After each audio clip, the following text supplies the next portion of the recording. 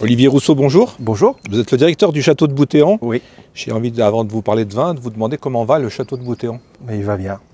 Le château est bien en place, il est, regardez, sous le soleil. C'est merveilleux. C'est vrai qu'aujourd'hui, on bénéficie d'un vraiment un bel éclairage avec ce soleil. Oui, oui. Comment est venue l'idée de faire un salon des vins rebelle en plus dans un château? Alors l'idée est d'abord venue de faire de la vigne au château, ou plutôt de refaire de la vigne. C'est une histoire d'envie. C'est l'envie de mes équipes dans le parc, de se dire ça serait bien de refaire quelque chose sur la vigne, parce que la vigne est très attachée au territoire du Forêt, et nous on parle du Forêt au château, et ça serait intéressant de l'avoir.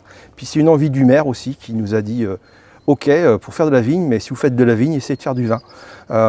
Et donc c'est parti un petit peu comme ça, aussi d'une rencontre assez folle avec Daniel Mandon, qui est un personnage assez atypique, assez incroyable. C'est le mot que j'allais dire. Oui. Et qui est un passionné de vin, un passionné de viticulture, un passionné d'œnologie, et puis de cépages différents, et notamment de ce qu'on appelle des vins. Ces vins rebelles, c'est d'abord une histoire de vignerons rebelles, puisqu'en fait ce sont des cépages hybrides qui un temps ont été interdits, qui un temps l'Europe avait demandé de pouvoir les arracher. J'ai l'impression qu'ils le sont encore interdits, d'après ce que j'ai entendu pour certains. Oui. De la balade. Oui, certains sont encore interdits, d'autres sont juste tolérés. Donc, toléré, je crois que c'est le voilà, bon, c'est toléré. Je crois que c'est le bon mot. Gentiment, ils sont tolérés, ils ne font pas de mal, c'est une petite production avec des goûts complètement différents. Et donc, à une époque, il a fallu les arracher, mais certains ont voulu les garder. Et aujourd'hui, ils se remettent un petit peu au devant de la scène, puisqu'il y a un intérêt aussi en termes environnementaux, en termes de culture. Nous, il nous fallait quelque chose, on n'est pas vigneron. On ne cherche pas non plus à faire des vins exceptionnels qui vont se vendre à l'international. Mais en plus, vous n'avez peut-être pas le droit de les vendre. On n'a pas encore le droit de les vendre.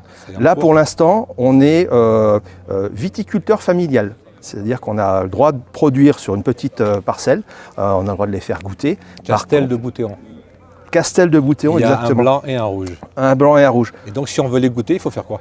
Alors, aujourd'hui, pour le salon, on a le droit de les goûter dans le cadre des animations qui sont proposées, une balade dans le parc et une au niveau du château. Il y a une petite conférence sur l'histoire des vins rebelles.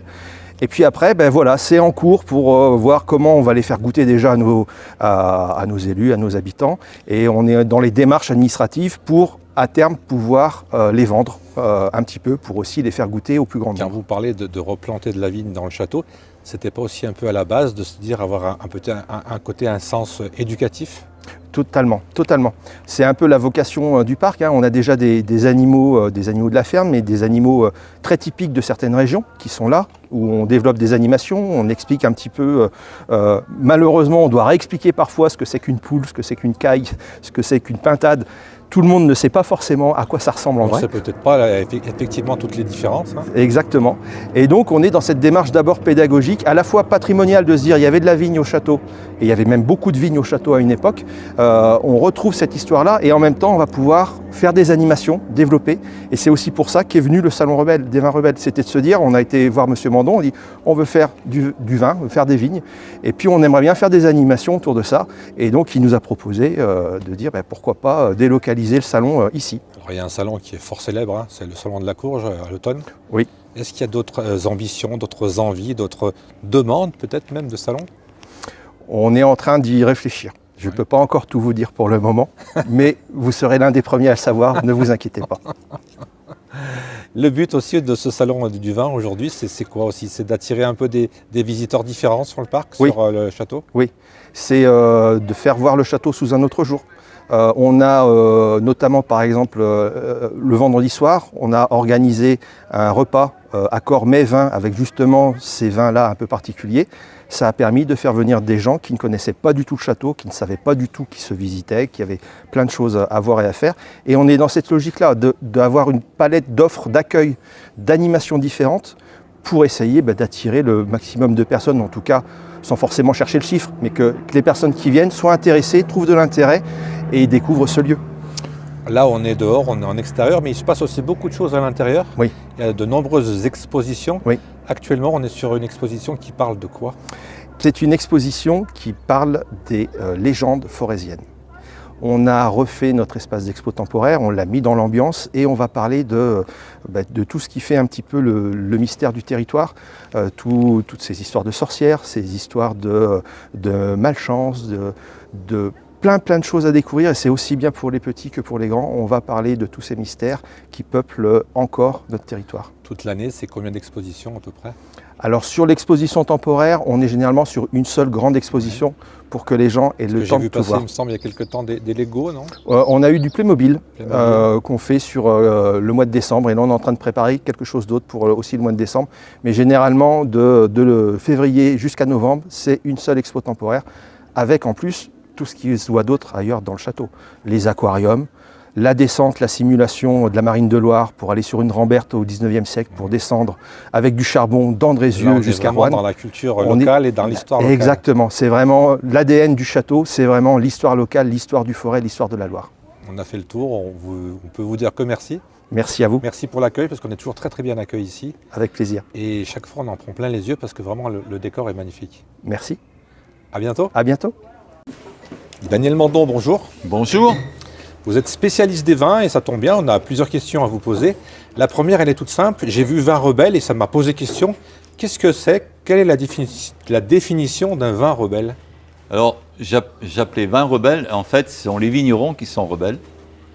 C'est des vignerons qui ont lutté contre le diktat des AOC, des AOP avant.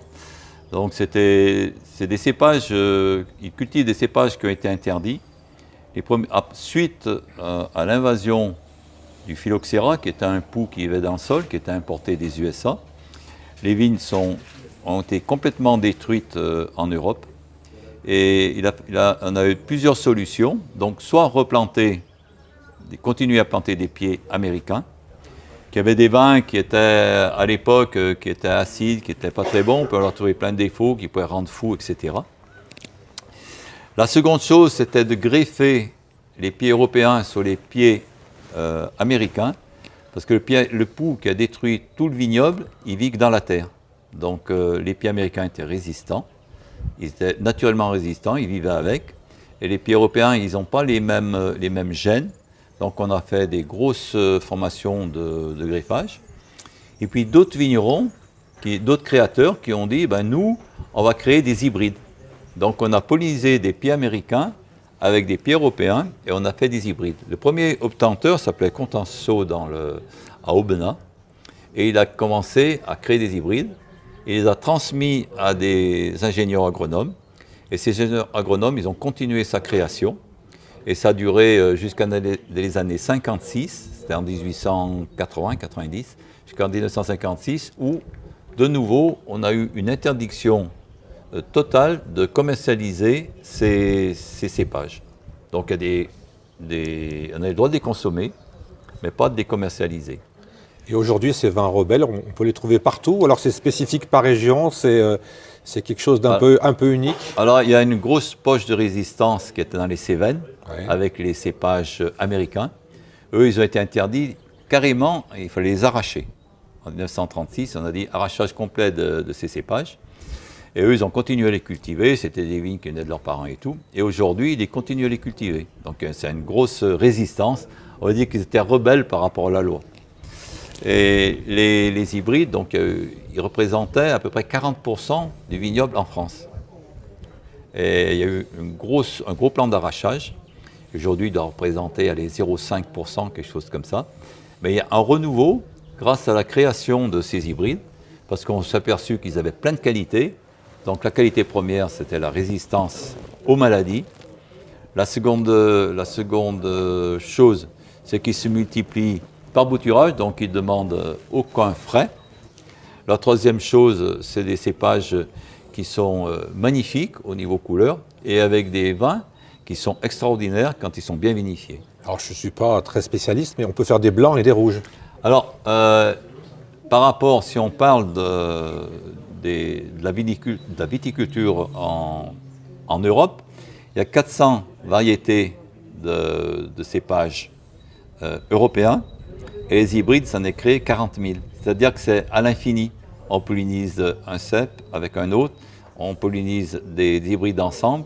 Donc on a 400 variétés européennes Et aux USA, je crois que des pieds américains, des sortes de pieds américains, il y en a à peu près une centaine. Donc, je ne sais pas si vous vous rendez compte, quand on multiplie à l'infini, ça fait beaucoup de possibilités. Beaucoup de possibilités. Donc, il y a beaucoup d'hybrideurs qui ont créé ces hybrides-là. Gilbert Bisquieri, bonjour. Bonjour. On est devant votre stand et on lit les fruits oubliés. Qu'est-ce que sont les fruits oubliés réseau. Ou les Fruits oubliés réseau. D'accord.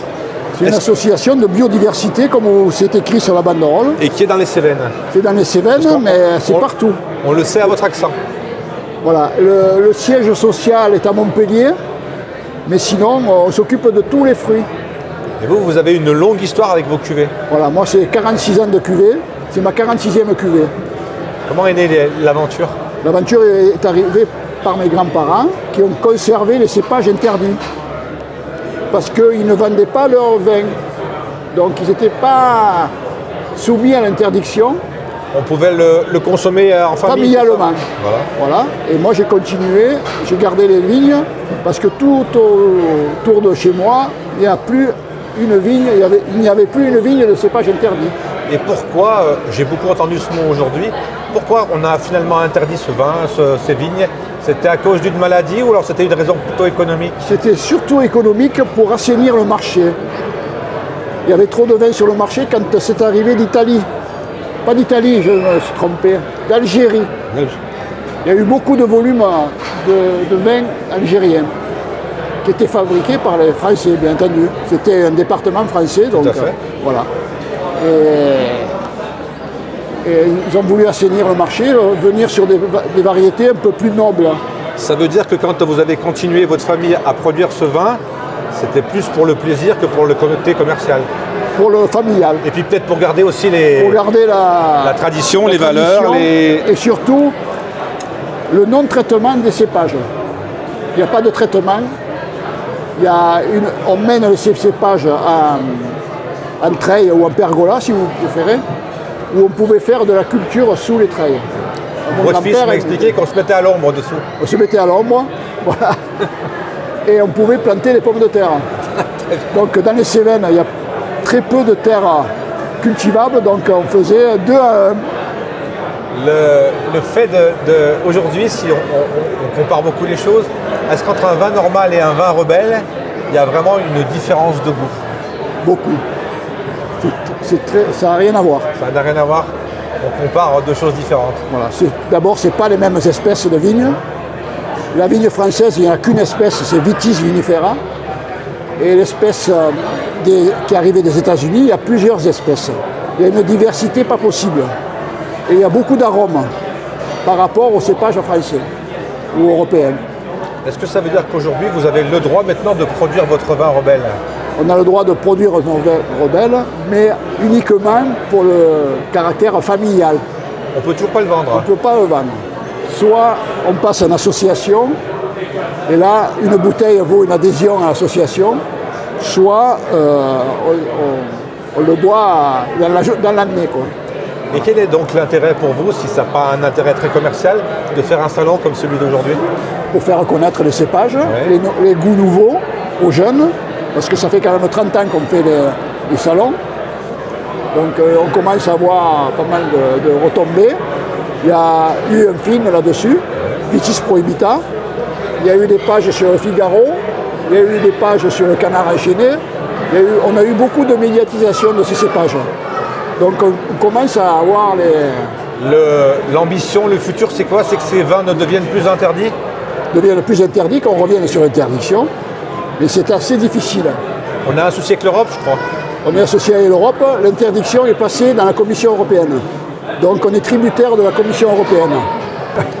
On espère qu'on va revenir sur l'interdiction, mais ça ne va pas être simple. Parce qu'il y a beaucoup de lobbies pour le traitement et pour la mise en culture. Pour vous vendre des produits chimiques. Voilà. Et à côté des vins rebelles, est-ce que vous faites des vins normaux, entre guillemets? Non. Que du vin rebelle? Que du vin rebelle. Très bien. Sébastien, bonjour. Bonjour. Est-ce que vous pouvez nous présenter la cave du Buisin, si je l'ai bien dit? Alors la cave du Buisin, donc on se situe dans le département de l'Ain. On est une toute petite exploitation de Viti depuis maintenant une bonne dizaine d'années. On commercialise officiellement depuis 2018. La particularité du domaine, c'est tous des cépages à la fois anciens, on a du noble et aussi des hybrides. Et on a eu la chance de récupérer des parcelles de vignerons amateurs passionnés et qui avaient le bon goût aussi de ne pas mettre de produits chimiques sur les parcelles. Donc ces gens-là nous ont passionnés et on s'est inscrit tout de suite dans une démarche bio et 20 méthodes nature. Vous avez parlé de 10 années, vous faisiez quoi avant? En fait, moi je continue mon activité, je travaille à côté. J'ai un cabinet en cybersécurité, rien à voir avec le métier. Mais par contre, ça aide à faire... Donc vous protégez vos vignes? D'une certaine manière, sur les virus. Mais je ne suis pas très bon encore sur le Vous milieu. faites quelle catégorie? Des rouges, des blancs, de tout? Comment ça se passe? C'est ça, donc on a une variété de produits. Comme on a la chance d'avoir des tas de cépages différents, on a fait notre petite cuisine. Donc on a assemblé un certain nombre de cépages. Et donc ça nous permet d'avoir des gammes de plusieurs blancs, rosés, rouges. Vous décidez ces produits à quelle clientèle? C'est des restaurateurs, c'est des particuliers, c'est des gens qui ont un certain goût pour des produits rebelles? Alors j'aime bien la question, oui. Effectivement, comme on s'est inscrit dans une démarche un peu différente, hein. On n'est pas du tout sur un modèle d'exploitation conventionnelle. Donc on s'adresse plutôt à des clients particuliers, des cavistes spécialistes, c'est-à-dire qui savent ce que c'est que des vins issus d'hybridation, des vins méthode nature et qui savent le vendre. Hein. C'est toujours la difficulté. Ça veut dire, d'après ce que vous m'avez raconté, que vous n'en vivez pas? C'est plus un loisir, une passion qu'un métier? Alors aujourd'hui, effectivement, mon épouse était à 100% sur l'exploitation, mais elle ne peut pas se verser de salaire aujourd'hui, hein, malgré 10 ans d'activité. L'ambition, c'est quoi la volonté quand on vient sur un salon comme celui-ci? C'est de se faire connaître, c'est de partager des moments, c'est de prendre des contacts? Alors ici, ce salon il est un peu particulier parce qu'on sent un peu comme à la maison. C'est des gens qui pratiquent aussi l'hybridation, les vins méthode nature, ils savent de quoi ils parlent et on s'entend de manière assez naturelle sur ce que nous produisons et comment nous vendons nos produits. Donc l'ambition, c'est quand même que dimanche, vous repartiez vide? L'ambition, c'est de vendre quelques cartons, effectivement. Merci beaucoup. Merci à vous. Et puis bonne chance. Ouais, on essaiera. Merci. Alors la grande nouveauté, on est au château de Bouthéon. Il y a un vin qui a été planté, un vin qui a été cultivé, ça s'appelle le Castel de Bouthéon. Est-ce que vous pouvez nous parler de son histoire également et comment ça s'est fait? Alors d'abord c'est un cépage que j'ai planté. Ouais. Alors grâce à la personne qui est derrière nous, là, qui s'appelle Eric, j'ai été contacté pour faire une vigne pédagogique. Donc c'était il y a 4 ans. Donc j'ai dit écoute, c'est facile, on va faire des boutures. Donc on a fait des boutures avec 2 cépages. Un cépage qui est un Villard 12000, qui est un blanc, et avec du Castel. Alors c'était bienvenu, Castel ça veut dire château. Et on a fait des boutures dans une serre. Ensuite, les boutures, c'est un sarment que l'on coupe, qu'on plante dans la terre, qui va raciner. Et l'année 2, on va planter la vigne.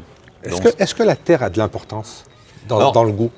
La terre, c'est énorme. Ouais. Énorme. Quand on parle de terroir, la terre, oui, c'est énorme l'importance qu'elle a. On a des terrains chez nous, là, sur la région, qui sont granitiques, qui sont argilo-calcaires, et puis il y a du basaltique. Et on a des vins complètement différents avec le même cépage.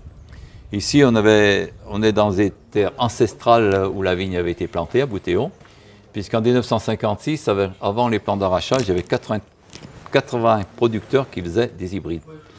Et sur ces 80 producteurs, il n'y a aucun qui faisait des plants européens, que des hybrides. Et l'idée, elle est venue comment de refaire du vin ici au château de Bouthéon? Alors, en fait, au départ, c'était pas le but. Ouais. C'était vraiment un truc pédagogique. Et suite, ça a pris de l'importance. On a planté 1000 mètres ici. Suite à cette importance, on a décidé un jour, Eric il m'a dit, peut-être que l'an prochain, donc l'année 2024, on fera une cuvée. Et on a fait une cuvée de blanc et de rouge. Le blanc qui est de Villard 12000 et le rouge qui est de Castel. Et cette cuvée, on peut la trouver où? On peut l'acheter où? On peut la consommer où? Elle est unique, puisque c'est la seule ville en France, Andrézieux-Bouthéon, qui ont une cuvée à leur nom. Il n'y a aucune commune qui a une cuvée au nom de... Et on la trouve chez des restaurateurs? Alors, on la trouve nulle part qu'au château. Seulement au château? Et aujourd'hui, il n'est pas commercialisé. Cet après-midi, on aura le droit de la goûter. Voilà, mais je pense qu'après, il faut une vigne, il y a un code. Donc, il y a la plantation qui a été faite, ça a été codé. Et aujourd'hui, il faut avoir le droit de le vendre. Et ça, c'est un peu plus compliqué. Pour terminer, avant de vous laisser à vos dégustations, on est donc aujourd'hui c'est tout le week-end, c'est le salon des vins rebelles, justement. Quelle est l'idée, là aussi? Quel est le programme de ce salon des vins rebelles? Alors, c'est une aventure qui a commencé il y a 4 ans. On était dans la commune où j'habite, Boissé-Saint-Priest, donc on a fait un salon avec des chapiteaux et tout, avec des infrastructures qu'il fallait louer, qu'il fallait amener. Donc on a eu un travail énorme avec beaucoup de bénévoles. Et là, c'était un peu dangereux, on n'avait ni eau, ni électricité, ni tout. Et on a été obligé d'arrêter faute d'infrastructures. On a eu la chance que le château, puis la ville des Yeux-Boutéon, nous a accueillis à bras ouverts. On a eu les premiers contacts à l'automne. Et là, on a dit, bah oui, pourquoi pas essayer de faire un salon. Et cette année, donc, on a la chance de faire goûter la première cuvée et la chance d'être accueillis dans ce magnifique lieu. Hein. Tout le monde s'en rend compte, des gens qui arrivent ici, ils ne connaissaient pas, ils me disent, c'est extraordinaire. C'est magnifique. Et merci à eux. Sabine, bonjour. Bonjour. Est-ce que vous pouvez nous présenter un peu les vins de Rousset-Péraguet? Oui, bien sûr. Nous sommes situés sud Gironde, 50 km de Bordeaux, sur la route de Toulouse. Nous sommes en face du château Yquem. Donc nous sommes entourés par les 4 grands châteaux. Il y a le château Yquem, la Forêt-Péraguet, Rieux-Sec et un 4e château. Et donc, je vois qu'il y a beaucoup de diversité. Tout à fait. Donc nous avons 12 cuvées, dont le Noah, l'oxydatif, le vin orange et tout le reste, ce sont des sauternes. Ça veut dire que ce sont tous des vins rebelles? Ou c'est une seule partie? Non, les vins rebelles, ce sont surtout le Noah et le vin orange. Parce que le sauterne, mais on dit quand même que le vin de Rousset-Péraguet, Alain Desjean, qui est le vigneron, moi je suis sa compagne, est un vigneron rebelle. Et quelle est l'histoire du Noah alors? Parce que c'est la première fois que je découvre ce nom, N-O-A-H. Oui, alors là-bas à Bordeaux, on dit que c'est le Nao en patois. Le Noah, donc le Nao. C'est du patois alors? Alors ce sont des très très vieux cépages, des cépages qui n'ont pas de maladie. Ça poussait beaucoup en Vendée. Et si j'ai bien compris l'histoire, si je peux me permettre, sous la loi Pétain, ils arrachaient tout, soi-disant que ce cépage rendait les gens fous. Ça contenait le nom exact de l'éthanol.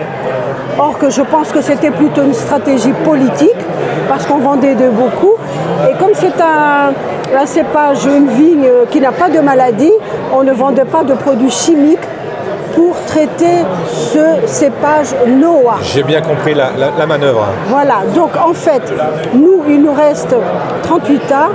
C'est le grand-père de Alain Desjean, donc, qui est vigneron, qui a pu sauver 38 arts. Tout le reste a été arraché. Il a gagné le procès. Il avait le droit de garder 38 arts de terrain, mais il n'avait pas le droit de vinifier. Aujourd'hui, qui consomme le Noah? C'est votre entourage, c'est des particuliers, c'est des restaurateurs? À qui s'adressent ces vins qui sont, comme on dit encore une fois, un petit peu rebelles? Oui, alors c'est un vin rebelle certes, donc le Noah qui fait partie des Lambrusca et non pas Vitivinifera, c'est le mot scientifique. Je pense, d'après ce que je constate parmi nos amis, nos clients, ce sont surtout des particuliers, des clients, des personnes qui sont un peu amoureuses des vins rebelles, les vins qui sont encore interdits en France, bien que nous avons déjà gagné les procès, parce que nous sommes en biodynamie. Donc nous, on ne met pas de sulfite, pas de levure, on ne filtre pas. On est dans le naturel. Tout à fait, 100%. Mais c'est vraiment de la, je dirais, la biodynamie très très poussée. Il y a beaucoup de recherches. Alain Desjean, le vigneron, il fait des conférences. On est beaucoup dans la pédagogie. On accompagne les personnes qui viennent déguster, on explique tout au long de la dégustation. Il n'y a pas que le vin, mais on explique également L'histoire, la vie du sol. L'histoire. Toute l'histoire du vin, de la vie du sol, les cépages. Donc là, c'est le Noah. Et le Sauterne, le cépage, c'est Sémillon, Sauvignon et Muscadelle. Quelle est l'ambition sur un salon comme celui-ci? C'est de faire des contacts, de faire des ventes, j'imagine. Mais quelle est finalement la grande ambition quand vous venez ici? Alors, nous, quand nous venons ici, d'abord, ça nous a attirés parce qu'il y a beaucoup de vignerons viticulteurs qui ont des cépages interdits. Donc, c'est très intéressant d'aller déguster en face de nous, pour voir un peu comment eux, ils font leur vin, comment ils vinifient. Et ils nous expliquent également parce qu'on est toujours dans la pédagogie et on évolue toujours. Et c'est bien qu'on soit un peu dans la constatation, les critiques. On ne peut que grandir et on ne peut que évoluer. Parce que la vie, c'est une remise en question. Et tous les jours, il faut se dire, il faut que je fasse mieux, il faut que j'y arrive. Donc en fait, c'est ça. Et ici, oui, bien sûr, surtout pour vendre, bien sûr, c'est notre souhait. Parce qu'actuellement, le monde du vin, c'est quand même un peu, entre guillemets, en crise. C'est un peu difficile pour les vignerons. Donc on essaye de faire, nous on se déplace, on fait beaucoup de salons. Et c'est un plaisir pour nous parce qu'on montre notre récolte, on fait déguster le savoir-faire. On explique qu'est-ce que la biodynamie et au final, bien sûr, on est heureux d'être ici. J'ai une dernière question en voyant un peu ce salon. On a l'impression que le monde du vin, c'est quand même très homme. Est-ce que les femmes ont leur place aussi dans le monde du vin? Oui, tout à fait, bien sûr. Bien sûr, au jour d'aujourd'hui, je pense qu'on ne doit pas considérer que homme ou femme. Maintenant, c'est, je dirais, dans l'intelligence, que ce soit de l'homme masculin ou la femme, on ne va pas parler d'égalité, je n'aime pas ce mot, je n'aime pas du tout, mais je dirais on est à peu près la même hauteur au niveau de l'intelligence. C'est-à-dire qu'il y a des femmes aussi qui arrivent à faire du très bon vin. Moi, j'ai ma fille qui est médecin, qui a étudié, et qui est psychiatre. Donc, je pense que oui, on y arrive. Et la femme, en plus, elle a un petit quelque chose La sensibilité. Voilà, plus. C'est très subtil, c'est très agréable. Merci à vous. Merci. Bonne dégustation et puis bon salon. Merci à vous. Merci. Quel est le but d'un salon? C'est de faire découvrir des domaines, c'est de passer une bonne journée, c'est d'établir des contacts. Quelle est finalement la finalité d'un moment convivial comme celui-ci? La finalité, c'est qu'on a tous des vignerons qui ont un esprit, comment je dirais, critique par rapport aux diktats des AOC, c'est AOC maintenant, AOP, pardon. Du commerce AOP, ou des voilà, AOP? c'est les appellations d'origine protégée. Donc ils ont lutté contre ça et aujourd'hui ils se retrouvent ensemble, ils peuvent en discuter et ça fait avancer disons, l'image de ces vignerons. Ils font goûter leur vin et les gens disent bah ouais c'est surprenant et c'est bon quoi. Ouais, bah oui, ce matin on a eu un concours des vins.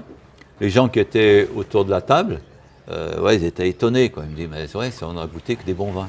Ah oui, donc voilà. C'est un peu le but de faire découvrir cette qualité. Oui, qu'on n'ait pas une idée préconçue de ces cépages rebelles, on va dire. Moi, j'aime bien ce mot rebelle.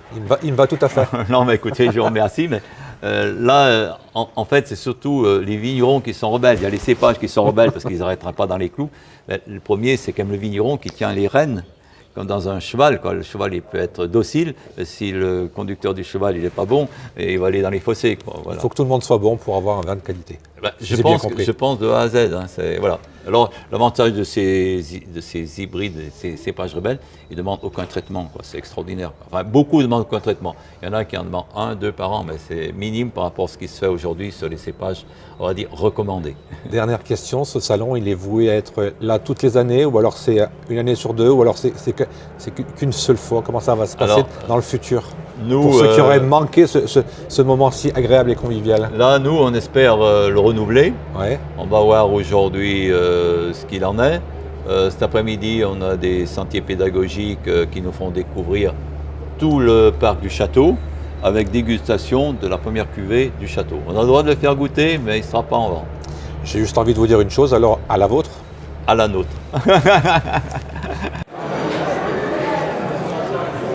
Laurent, bonjour. Bonjour. Est-ce que vous pouvez nous présenter les vins épiques? J'ai vu que vous étiez un paysan vigneron dans le Forez. Oui. Alors, moi je dis Forez, il paraît qu'on dit que forêt, alors polémique. Ça dépend, moi j'accepte toutes les Toutes les remarques. Oui, nous, vin épique, nous sommes basés sur la commune de Boissé-Saint-Priest. Et la particularité du domaine, c'est qu'on a une trentaine de parcelles qui sont étalées sur 6 communes. Donc le choix de ne pas avoir mis tous nos œufs dans le même panier, c'est pour essayer de pallier au gel et d'équilibrer les choses. Au gel et à la graine. Après, la diversité chez nous, c'est les cépages, à peu près une quinzaine de cépages différents. Le plus connu pour chez nous, c'est le Vionnier, qui est cultivé sur le pic de Soron-Malpuy. Donc voilà. Et vous avez également donc des vins rebelles. C'est ce qui nous réunit aujourd'hui avec tous les autres vignerons. Notre point commun, c'est d'avoir quelques cépages rebelles, dits aussi hybrides, vins rustiques. La particularité de ces cépages-là, c'est qu'ils sont naturellement résistants aux maladies. Et aujourd'hui, on s'affaire à essayer de les faire connaître un petit peu dans le département et en dehors du département. Et qu'est-ce qui vous a décidé ou même motivé à faire du vin rebelle? Moi, sachant que c'est une reconversion professionnelle, c'est des cépages qui étaient déjà présents ils étaient déjà là, sur donc le vous avez territoire, poursuivi. que Daniel Mondon avait déjà sauvé, préservé.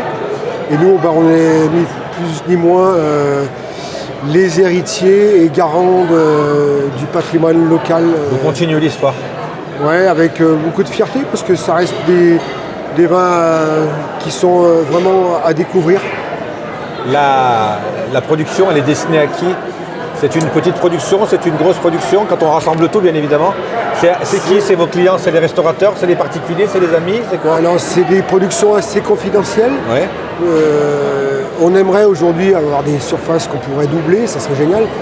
Aujourd'hui, il y a quelques restaurateurs qui jouent le jeu, beaucoup de particuliers. On sent une certaine frilosité au niveau des revendeurs, parce que c'est vrai que c'est des produits qui sont peut-être pas évidents à mettre en avant. On a souvent entendu le mot interdit, donc ça ferait que ça nous fait un petit peu un pas en arrière. Il y a une partie des cépages qui restent dans une catégorie d'une liste de cépages interdits, mais il y en a d'autres qui sont dans une catégorie de vins hybrides, mais autorisés. La dernière question, quelle est l'ambition, quelle est l'envie sur ce salon? De tout déchirer. De tout déchirer, De repartir avec mon camion vide. C'est ça, le but c'est le camion vide, tout le monde. Ouais. Et puis c'est surtout aussi de faire un peu du relationnel. Oui, pour les Stéphanois et autres passionnés de vin qui font l'effort, de faire découvrir toutes les pépites qu'on peut trouver à travers ces vieux cépages. Et comme on est fiers de notre territoire, on est fiers de la Loire et du Forez et du Forez. Est-ce qu'il y a d'autres salons qui sont prévus pour vous dans les semaines, dans les mois qui viennent? Dans les semaines qui viennent, nous, on va faire nos portes ouvertes, là, fin avril, en association de l'opération Ferme en Ferme. Et après, nous, on fait plutôt des salons de fin d'année. Pour le plus connu, c'est la Loire aux Trois Vignobles à Saint-Galmier. Pour vous, c'est quoi la grosse période de vente? Il y a des saisonnalités dans les ventes? On va dire que là, on démarre une période de salon pour nous, de portes ouvertes. Et puis le fait qu'il fasse nous sommes passés dans les horaires d'été, on va dire. On a une clientèle qui va plus sortir, je pense. Il y a aussi le tourisme d'été. Et puis après, on rentre dans une période après les vendanges où on a tout un business à faire jusqu'à Noël pour promouvoir nos vins. Et comme on dit dans la formule, à consommer avec modération. Je ne suis pas forcément d'accord avec cette formule. Cette formule, si je ne voudrais pas être vulgaire, mais elle m'emmerde. Je préfère le sans modération. Sans modération? Ouais. Bon, alors on va étudier la question. Ça me va bien parce qu'aujourd'hui on est pour le mot avec ça. Merci beaucoup. Il ne faut pas le couper au montage. Non, mais on ne coupe rien chez nous. Merci beaucoup. Je vous en prie.